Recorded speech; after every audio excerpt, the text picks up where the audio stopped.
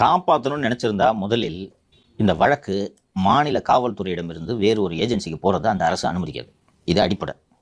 Once CBI பிரச்சனை உங்களுக்கு control இல்லை, என்ன நடக்குது, யாரை கூப்பிட்டு விசாரிக்கிறான்றது கூட தெரியாது, ஸ்டேட் கவர்மெண்டோட கண்ட்ரோலே போயிடும்.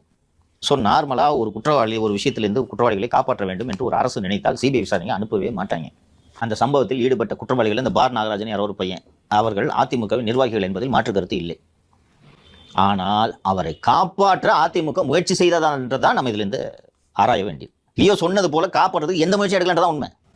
காப்பாற்ற நினைச்சிருந்தா வச்சுங்க சார், அந்த வழக்கை வந்து நான் நீட்டு போக செய்திருக்கலாம். ஆனால் இந்த சம்பவத்தை லியோ அழகாக குறிப்பிட்டாரு. தேர்தல் வெற்றிக்கே இது வந்து ஒரு முக்கிய காரணமாக இது அமைந்ததுன்னு. கனிமொழி தலைமையில் மட்டும் 2 ஆர்ப்பாட்டம் நடத்தினாங்க, ஞாபகம் இருக்கா சார்? கிட்டத்தட்ட 1000 வீடியோ சம்பந்தமாக அந்த டைம் வந்து சார். அந்த சொன்னல ஏற்கனவே டிஎம்கே ஈகோ சிஸ்டம் இதை ஒரு இஷ்யூவை எப்படி ஊதுறாங்கன்னு பாருங்க. அந்த பொலிட்டிக்கலாக எப்படி யூஸ் பண்ணுறாங்க. அது நம்ம பிளேம்லாம் பண்ண முடியாது, அரசியல் கட்சி அதை யூஸ் பண்ண தான் செய்யும். அண்ட் இன்னைக்கு வரைக்கும் அதை இஷ்யூ ஆக்குறாங்க. அந்த தீர்ப்பு வருது, வந்த உடனே இந்தாங்க உங்க சார் டிஎம்கே ஐடிவி உண்மையிலே நல்ல அழகான கார்டு.